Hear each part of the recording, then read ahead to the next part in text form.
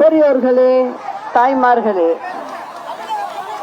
புரட்சி தலைவரின் ரத்தத்தின் ரத்தமான புரட்சி தலைவியின் வழிவந்த சிங்கங்களான என் உயிரினும் மேலான எனதருமை உடன்பிறப்புகளே, தமிழக வாக்காள பெருமக்களே, பரமக்குடி வாக்காள பெருமக்களே, உங்கள் அனைவருக்கும் என்னுடைய நன்றி கலந்த வணக்கத்தை தெரிவித்துக் கொள்கிறேன். இப்போ 26 இதுல தேர்தல் வந்திருக்கு. நீங்கள் எல்லாம் வாக்கு போட்டு ஒரு வெற்றி பெற செய்யணும். எங்களை அதுக்கு முக்கிய அவசியமும் இருக்குங்கிறதையும் சொல்றேன்.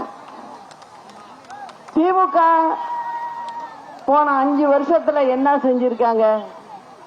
ஏதாவது மக்களுக்கு பயன்படுறாப்புல ஏதாவது செஞ்சிருக்காங்களா? ஏழை எளிய மக்களுக்கு பயன்படுறாப்புல ஏதாவது செஞ்சிருக்காங்களா? செய்யல. அப்போ இப்ப அவங்கள வரவிடலாமா?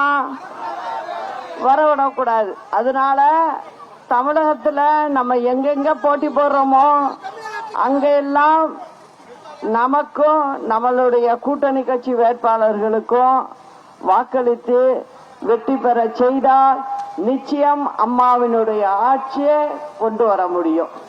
அப்படிங்கறத உங்களுக்கு சொல்லிக்கிறேன். திமுக காரவங்களும் சரி, வேற கட்சியும் சரி, உங்களுக்கு ஏதாவது கொடுக்கறோம், நீங்க வாக்கு போடுங்க அப்படின்னு வந்து கேட்பாங்க. நான் என்ன சொல்றேன்னா, என்ன கொடுத்தாலும் வாங்கிங்க. ஏன்னா அது உங்களுடைய வரி பணம். அதனால வாங்கிக்கிங்க, வேண்டாம்னு சொல்லாதீங்க. ஆனா வாக்க மட்டும் தென்னை மரம், தென்னந்தோப்பு சின்னத்துல வாக்களிங்க. அதுதான் ஏழை எளியவங்க பக்கம் இருக்கிற கட்சி.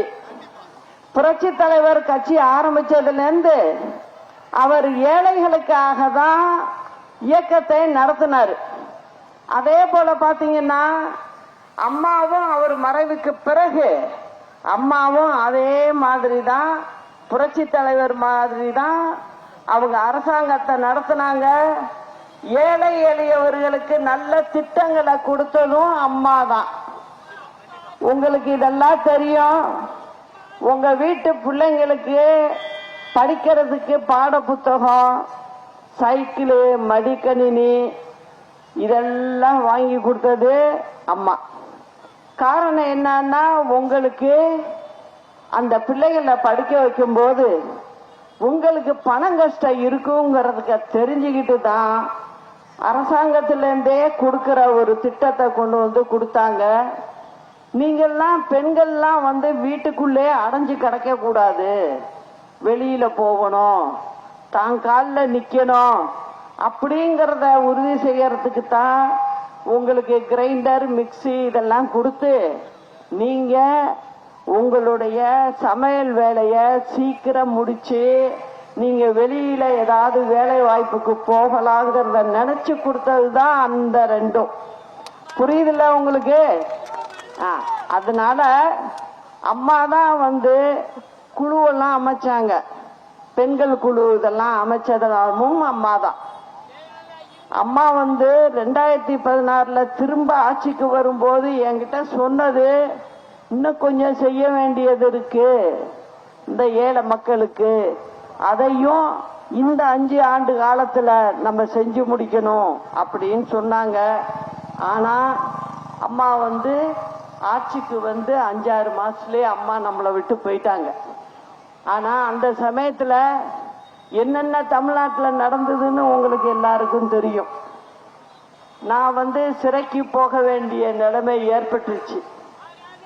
இது எல்லாம் அரசியல் காரணம்தான்.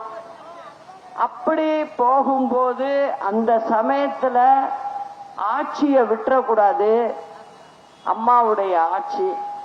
அம்மா எப்போதும் ஒண்ணு சொல்லுவாங்க, மக்களால் நான், மக்களுக்காகவே நான், உங்களால் நான், உங்களுக்காகவே நான் அப்படிங்கறத சொன்னது மட்டும்தான் எனக்கு காதுல விழுந்தது. அப்ப நான் சிறப்புறத பத்தி கூட நான் கவலைப்படல. ஆனா இந்த வார்த்தை என் மனதுல எப்போதுமே இருக்கும், என் நினைவுல எப்போதுமே இருக்கும். அதனால ஒரு ஆட்சியை உருவாக்கி வச்சுட்டு போனேன், ஒருத்தருக்கு பதவியை கொடுத்து வச்சுட்டு போனேன். கொடுத்த 60 நாள் ஆகல, அதுக்குள்ள அவரு என்னையே தூக்கி வெளில போட்டு இவங்க இந்த கட்சியிலே இல்ல அப்படின்னு சொல்லிட்டாரு. சரி, நான் திரும்ப வந்தேன். 4 ஆண்டு காலம் முடிச்சு நான் திரும்ப வந்து சென்னைக்கு வரும்போது என் வண்டியில கொடி கட்டக்கூடாது, அம்மாவை போய் சமாதியில பார்க்க கூடாது, இப்படியெல்லாம் ஆர்டர் போட்டு நிறுத்தினாங்க. நான் அப்ப கூட என்ன நினைச்சேன், நம்ம உருவாக்கி வச்சுட்டு போன அம்மாவுடைய ஆட்சி, அந்த ஆட்சியில சட்டம் ஒழுங்கு சீர்கேடக்கூடாது அப்படிங்கறத நினைச்சுதான் என்னால மீறி போக முடியாதுங்கிறது இல்ல, போவேன்.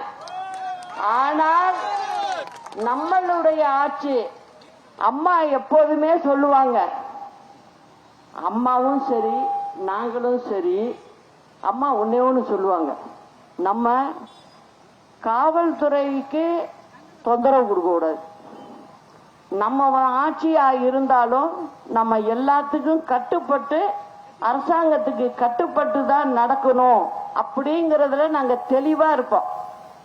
இப்ப கூட நான் வரும்போதெல்லாம் என்ன பண்றாங்க, வண்டியை நிறுத்தி போலீஸ் வந்து வண்டிக்குள்ள செக் பண்ணணும் அப்படின்னு சொல்றாங்க. நான் உடனே வண்டியை விட்டு கீழே இறங்கிட்டு தாராளமா போய் செக் பண்ணுங்க அப்படிதான் சொல்லுவேன். நீங்க எப்படி எங்க வண்டிக்குள்ள வந்து செக் பண்ணலாம் அப்படிலாம் நான் கேட்கிற பழக்கமே இல்லை. அவங்க ரூல் படி செய்யணும்னு நினைக்கிறாங்க, நம்ம அதுக்கு வழி கொடுக்கணும் அப்படிங்கிறது மட்டும்தான். அதனாலதான் சொல்றேன், அந்த மாதிரி ஒரு மனசு உள்ளவன் நான் போய் சண்டை போட மாட்டேன். அதனால நான் என்ன பண்ணேன், பரவாயில்ல அம்மாவை 100 முறை போய் பார்த்துக்குவோம், நம்ம மனசுலயே இருக்காங்க அவங்க, பார்க்கலாம் அப்படின்னு சொல்லிட்டு வந்துட்டேன். அதுக்கப்புறம் இத்தனை காலம் ரொம்ப பொறுமை காத்த, அது அவருக்கு புரியல. அவர் என்ன நினைச்சிட்டாரு, இவங்க ஒன்னும் செய்ய மாட்டாங்க, பொம்பளை தானே, அது ஒண்ணு இருக்குல்ல, பொம்பளை தானே அப்படின்னு நினைச்சு அவர் ஒரு கணக்கு போட்டாரு, இவங்களை இத்தோட முடிச்சிடுவோம் அப்படின்னு. அதனால பார்த்தேன், நம்ம யாருன்னு காட்டணும்ல. அதுக்கப்புறம் தான் நான் வந்து இந்த முடிவுக்கு வந்தேன். இந்த முடிவுக்கு வந்ததுக்கு, இந்த கட்சி ஆரம்பிக்கணும் முடிவுக்கு வந்ததுக்கு 2 காரணம். ஒண்ணு, தலைவர் காலத்திலேருந்து வழி வழியா நிறைய குடும்பங்கள் வந்து தொடர்ந்து இந்த இயக்கத்துல இருக்காங்க. அம்மா இருக்கும் போதும் அது அப்படியே தொடர்ந்து இருந்தாங்க. சரி, இவங்கெல்லாம் நம்ம பார்க்கணும். ஒரு பக்கம் தமிழ்நாட்டு மக்கள், அது குறிப்பா ஏழை மக்கள், இவங்களை கைவிட்டுறக்கூடாது நம்ம அப்படிங்கிற முடிவுக்கு வந்துதான் நான் அவசரமா இந்த பணியில இறங்கி இன்னைக்கு உங்க முன்னாடி வந்து நின்று இன்னைக்கு வாக்களிங்க அப்படின்னு சொல்லி நான் இப்ப கேட்க வந்திருக்கேன். நீங்கெல்லாம் யார் நல்லவங்க, நல்லது செய்வாங்கங்கிறது உங்க மனசுக்கெல்லாம் புரியும். ஏன்னா நான் வந்து அம்மா வளர்ப்புலே வளர்ந்த ஆளு, அதனால உங்களுக்கு எல்லாருக்குமே தெரியும். அதனால உங்ககிட்ட இந்த அமிர்தா பாலசாமி அவங்க வீட்லயும் முன்ன வந்து இது எம்எல்ஏ ஆனவங்க இருந்தாங்க. அதனால அவங்கள இங்க வேட்பாளரா போட்டிருக்கோம். நீங்கெல்லாம் அவங்களுக்கு தான் சப்போர்ட்டா இருக்கணும். யாரு என்ன வந்து சொன்னாலும், நான் தான் ஏற்கனவே சொல்லிட்டேன், என்ன கொடுத்தாலும் வாங்கிங்க, அது அரசாங்க பணம் தான், வரி பணம் தான். அதனால தைரியமா வாங்கிங்க, வாக்க மட்டும் சரியா நீங்க பதிவு பண்ணணும் அப்படிங்கிற சொல்லிக்கிட்டு, இந்த பரமக்குடி நகராட்சியில பாதாள சாக்கடை வசதி இல்லாததுனால குடியிருப்புகள் மற்றும் வணிக வளாகங்களில் இருந்து வெளியேறும் கழிவு நீர் நேரடியாக வைகை ஆற்றில் கலப்பதால் சுற்றுச்சூழல் பாதிக்கப்படுகிறது. பாதாள சாக்கடை திட்டம் நிறைவேற்ற கோரிக்கையை தொடர்ந்து வச்சுக்கிட்டு இருக்காங்க. 5 ஆண்டு காலம் இந்த திமுக அரசு ஆட்சி பண்ணிச்சு. ஆனா இந்த நகராட்சியில எந்த வேலையும் நடக்கல.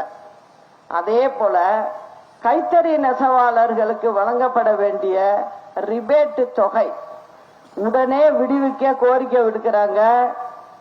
ரிபேட் தொகையை உயர்த்தி வழங்கணும்னு கேட்கிறாங்க. அந்த நெசவாளர்கள் கோரிக்கை இதுவரைக்கும் கடப்புல போட்டிருக்கு. அதுக்கும் ஆட்சி மாறினாதான் செய்ய முடியும் அப்படிங்கிறத சொல்றேன். அடுத்தது எமடேஸ்வரம் பகுதியில் நவீன வசதிகளுடன் கூடிய அள்ளுக்கூடம் அமைத்து தர நெசவாளர்கள் கோரிக்கை வைக்கிறாங்க. மேலும் காக்காத்தோப்பு பகுதியில் அமைக்கப்பட்டுள்ள அள்ளுக்கூடம் அடிப்படை வசதி கூட இல்லாம இருக்கு அப்படின்னு சொல்றாங்க. அப்புறம் பரமக்குடியில் தற்காலிக நெல் கொள்முதல் நிலையங்கள் மட்டுமே செயல்படுகின்றன. நிரந்தர நெல் கொள்முதல் நிலையங்கள் அமைக்க விவசாயிகள் கோரிக்கை. அது இந்த திமுக அரசு ஆண்டு 5 வருஷம் முடிஞ்சிட்டு இதை எதிர்பார்க்கறது வேண்டாத வேலை. நம்ம செய்வோம் அப்படிங்கறத சொல்லிக்கிறேன். ராமநாதபுரம் மாவட்டத்தில் விளையக்கூடிய காரத்தன்மை உடைய குண்டு மிளகாய் புவிசார் குறியீடு பெற்றுள்ள நிலையில் இங்கு விளைவிக்கக்கூடிய மிளகாயை பதப்படுத்த உலர்களம் அமைத்து தர விவசாயிகள் கோரிக்கை. இதுவும் இந்த அரசாங்கம் இதெல்லாம் சின்ன சின்ன வேலைகள் தான். இத கூட அவங்க பார்த்து அந்த மக்களுக்கு, அந்த விவசாய மக்களுக்கு ஏற்கனவே கஷ்டப்பட்டுக்கிட்டு இருக்காங்க, அதை செஞ்சு கொடுத்துருக்கலாம். ஒன்றும் பெரிய செலவு இல்லது. ஆனா செய்யல. நம்ம நிச்சயம் செஞ்சு கொடுப்போம். அதே போல பரமக்குடியிலிருந்து யமுனேஸ்வரத்தை இணைக்கும் தரைப்பாலம் மிகவும் சேதமடைந்துள்ளதால் புதிய மேம்பாலம் அமைத்து தர கோரிக்கை வச்சிருக்காங்க. அதையும் இந்த அரசாங்கம் செய்யவில்லை. பரமக்குடி சட்டமன்ற தொகுதியில் அரசு பொறியியல் கல்லூரி அமைக்க வேண்டும் என கோரிக்கை இருக்கு. அதையும் செய்யல. இந்த கோரிக்கைகள் எல்லாமே நிச்சயமா நம்ம ஆட்சி வந்ததும் நிச்சயம் இதை செய்வோங்கிறத எல்லாருக்கும் சொல்லிக்கிறேன். அப்புறம் நம்ம தேர்தல் அறிக்கையில சில விஷயங்களை சொல்றேன். மகப்பேறு உதவித்தொகையாக தற்போது வழங்கப்படுறது 18,000 ரூபாய். அதை 24,000 ரூபாயா உயர்த்தி தரப்படும் அப்படிங்கறத சொல்லிக்கிறேன். பிறந்த குழந்தைகளின் நலனுக்காக அவசிய பொருட்கள் கொண்ட அம்மா நல பெட்டகம் முன்ன அம்மா கொடுத்தாங்க. அதை அப்படியே இந்த அரசாங்கம் நிறுத்திட்டு அதை மீண்டும் வழங்குவோங்கிறத சொல்லிக்கிறேன். அனைத்து மருத்துவமனைகளில் போதுமான மருந்துகள் மற்றும் சேவைகள் வழங்க நடவடிக்கை எடுக்கப்படும். இது தமிழ்நாடு முழுவதுமே இந்த குறை இருக்கு. அதை நம்ம போர்க்கால அடிப்படையில் செய்வோங்கிறத சொல்லிக்கிறேன். கிராம சுகாதார செவிலியர்கள், டாக்டர்கள் போன்ற காலி பணியிடங்கள் போர்க்கால அடிப்படையில் நிரப்பப்படும். இது எல்லா கிராமங்கள்லயும் அதை பூட்டி போட்டு வச்சிருக்காங்க. யாரும் போய் வைத்தியத்துக்கு ஒரு அவசியம் ஏற்பட்டு கூட போய் பார்க்க முடியாத நிலைமையில இருக்கு. அனைத்து மாவட்டங்களில் முதியோர் சிகிச்சை பிரிவு தகுந்த நிபுணர்கள் கொண்டு அமைக்கப்படும். அனைத்து மாவட்ட தலைநகரங்களில் புற்றுநோய் சிகிச்சை பிரிவு அமைக்கப்படும்.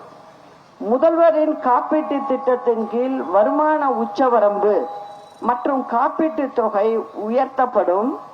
தற்போது வழங்கப்படும் சிகிச்சைகளின் எண்ணிக்கை 1500 வகை சிகிச்சைக்கு தான் இப்ப கொடுத்துக்கிட்டு இருக்காங்க. அத நாம 2000 சிகிச்சை வரைக்கும், விதமான சிகிச்சை வரைக்கும் உயர்த்தி நம்ம செய்ய வைப்போம். அடுத்தது இளைஞர்களுக்கு வேலை வாய்ப்புகள் பெறும் விதமாக 2 லட்சம் அரசு பணியிடங்கள் படிப்படியாக நிரப்பப்படும். அப்புறம் முக்கியமான விஷயம், கிராம பகுதிகளில் மகளிரினை ஊக்குவிக்கும் விதமாக ஒரு வருஷத்துக்கு 1 லட்சம் கோழி பண்ணைகள், 1 லட்சம் ஆட்டு பண்ணைகள், 1,00,000 மாடுகள். இதை ஏற்பாடு செய்வதற்கு 50% மானியத்தோட வழங்கப்படுங்கிறத உங்களுக்கு சொல்லிக்கிறேன். அதிக அளவில் முதலீடுகளை கொண்டு வந்து வேலை வாய்ப்புகள் நிச்சயமா நாம் உருவாக்குவோம். மீனவர்களுக்கு வழங்கக்கூடிய டீசல் மானியம் உயர்த்தப்படும்.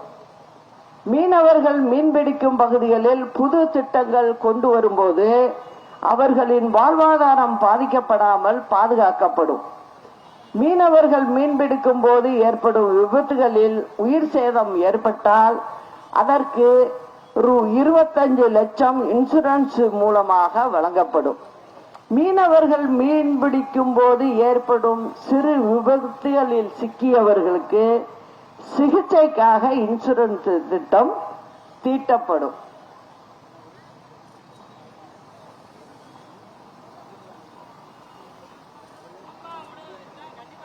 நிச்சயமா அம்மா உணவகம் நிச்சயம் இருக்கும்.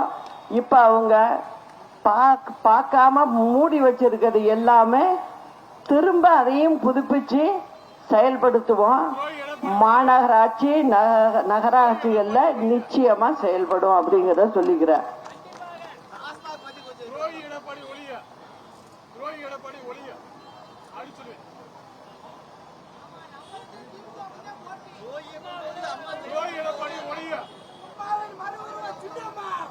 அப்புறம் உங்ககிட்ட சொல்லுகிற எல்லாமே கிராமப்புறங்களை நோக்கியும் பொது பிரச்சனைகளுக்கும் முன்னுரிமை கொடுத்துதான் நம்மளுடைய தேர்தல் அறிக்கை இருக்கும். இவங்க மாதிரி 500 525 கொடுத்து ஏமாத்துற வேலையெல்லாம் இல்லை. நம்ம நல்லபடியாவே செய்வோம். ஆட்சியை எப்படி நடத்தணும் என்னங்கிறது நமக்கு நல்லாவே தெரியும். நிச்சயமா நம்ம நல்லா செய்வோங்கிறத சொல்லிக்கிட்டு பரமக்குடி சட்டமன்ற வேட்பாளராக அமிர்தா பாலசாமி அவர்களுக்கு தென்னந்தோப்பு சின்னத்தில் வாக்களிச்சு அவரை மகத்தான வெற்றி பெற வைக்க வேண்டும் என்று உங்களை எல்லாம் அன்போடு கேட்டுக்கிறேன். செய்வீங்கல்ல? கட்டாயம் செய்வீங்க. அவர் வெற்றி பெற்றது நான் திரும்ப உங்களை எல்லாம் வந்து நிச்சயமா பார்ப்பேன் அப்படிங்கறதையும் சொல்லிக்கிறேன். அப்புறம் நல்லது நடக்கிறதுக்கு நம்ம கூட சேர்ந்து இருந்தவர், கூட்டணியில இருந்தவர் ஐயா ராமதாஸ் அவர்கள் நேத்து போய் அவரு பிரச்சாரத்தை ஆரம்பிச்சிருக்காரு. ஆரம்பிச்சப்ப அவருக்கு திடீர்னு மயக்கம் வந்து அவரை சென்னை மருத்துவமனைக்கு கொண்டுட்டு வந்து சேர்த்திருக்காங்க. இப்ப நான் வரும்போதே அவர்கிட்ட பேசினேன். நல்லா இருக்காரு. அதனால இப்ப அவருக்கு பாருங்க, அவருடைய மகன் வேற யாரும் இல்ல, மகன்தான். அவர் அவருடைய அப்பாவினுடைய மனதை புண்படுத்துற மாதிரி அவருடைய நடவடிக்கைகள்லாம் போயிருக்கு. இருந்தாலும் அவருக்கு ஒரு தைரியம். அவருக்கு 88 வயது ஆகுது. இருந்தாலும் அவர் பிரச்சாரத்துக்கு வந்துட்டாரு. அதனால அவர் நல்லா இருக்காரு. இப்பதான் பேசினேன். அப்ப நான் சொன்னேன் அவர்கிட்ட, நானும் எல்லா தொகுதிக்கும் நான் பிரச்சாரத்துக்கு வந்துகிட்டு இருக்கேன். நீங்க உடம்ப கவனிச்சிங்க. உங்க தொகுதிகளுக்கும் நான் பிரச்சாரம் பண்றேன். நான் இருக்கேன், கவலைப்படாதீங்க அப்படிங்கறத அவருக்கு சொல்லிட்டு தான் வந்தேன். இப்ப இந்த காலத்துல என்ன அப்படின்னா, அப்பா மகன், அம்மா புள்ள, அதெல்லாம் சும்மா. ஏன் சொல்றேன்னா, அரசியல் அப்படிங்கிறது ரொம்ப ஆழமானது. ஏன்னா இதுல நான் கிட்டத்தட்ட ஒரு 38 வருஷமா இதுல இருக்கேன். நான் அம்மா வந்தாங்க, அம்மா எவ்வளவு கஷ்டப்பட்டாங்க என்னங்கிறதெல்லாம் எனக்கு தெரியும். தலைவரோட மறைவுக்கு பிறகு அவ்வளவு கொஞ்ச நாங்க கஷ்டப்படல. நாங்க கருணாநிதி பார்த்தாரு, என்ன அந்த 2 பொம்பளைங்களையும் ஒண்ணுமே பண்ண முடியலையே, எதுக்கு எடுத்தாலும் எப்படி அடிச்சாலும் நிமிர்ந்து நிக்கிறாளுங்களா 2 பேரும் அப்படின்னு சொல்லி அப்ப போட்ட கேஸ் தான் அவரு 91ல போட்டாரு. அது எதுக்கு சொல்றேன், அரசியல்ல எவ்வளவோ பிரச்சனைகள் வரும், எல்லாம் வரும். ஆனா மக்களை நினைச்சிட்டோம்னா அந்த பிரச்சனை எல்லாம் சும்மாங்கிற மாதிரி ஆயிடும். ஏன்னா மக்களை காப்பாத்துற பொறுப்பை நம்ம எடுத்துக்கிட்டு வந்திருக்கோம் ஒரு சபதம் மாதிரி அப்படின்னு சொன்னா அதுக்கு முன்னால எதுவுமே நிக்காது. சொந்தம் பந்தம் அதெல்லாம் எதுவுமே நிக்காது.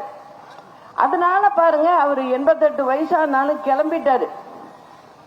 பையன் அப்பாவுக்கு எப்படி நடந்துக்கணும், அவருக்கு பிறகு அந்த பையன் தான் அந்த கட்சியை நடத்த போறாரு. ஆனா இந்த அளவுக்கு மனசையெல்லாம் புண்படுத்தினா இவங்கெல்லாம் எப்படிப்பா மக்களுக்கு செய்வாங்க, எப்படி செய்வாங்க, செய்ய முடியும்? அதனால மக்களுக்கு செய்யறது அப்படின்னா அதுக்கு ஒரு தனி மனசு வேணும். எல்லாருக்கும் வராது. அதான் நான் இப்ப பேசிட்டு வந்தேன் அவர்கிட்ட. அதனால நீங்க எல்லாரும் அவங்களுக்கு சகோதரி அப்படின்னு நினைச்சு நீங்க எல்லாரும் நிச்சயமா நல்லதை செய்யணும். நமக்கு நிறைய நம்ம கூட இருந்து அண்ணன் தம்பிகளா இருந்து கூட்டணி சேர்ந்திருக்க எல்லா வகுப்பினரும் என்கிட்ட கூட்டணியில சேர்ந்திருக்காங்க.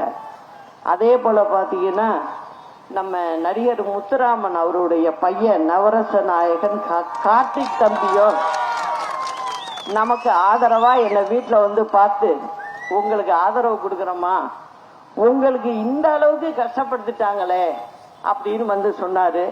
அதுக்கும் நன்றி சொன்னேன். அவங்களுடைய ஆட்களும் உங்களோட சேர்ந்து எல்லாரும் பணி செய்வாங்க அப்படிங்கறத சொல்லியிருக்கிறேன். நிச்சயமா நம்ம ரெண்டு விஷயம், எதிரிய வெல்லடும், துரோகத்தை வெல்லடும், தமிழ்நாட்டு மக்களை காப்பாற்றணும். இது 3 தான் என்னோட நினைப்பு. அதனால நான் எதையும் பார்க்க மாட்டேன். நான் உங்களோட தான் இருப்பேன். நீங்க என் கூட இருக்கிற வரைக்கும் எனக்கு யார பத்தியும் கவலை இல்லப்பா. அத சொல்லிட்டேன். அதாவது நாளை நமதே, வெற்றி நமதே, அண்ணா நாமம் வாழ்க, புரட்சி தலைவர் நாமம் வாழ்க, புரட்சி தலைவி அம்மா நாமம் வாழ்க. நன்றி, வணக்கம்.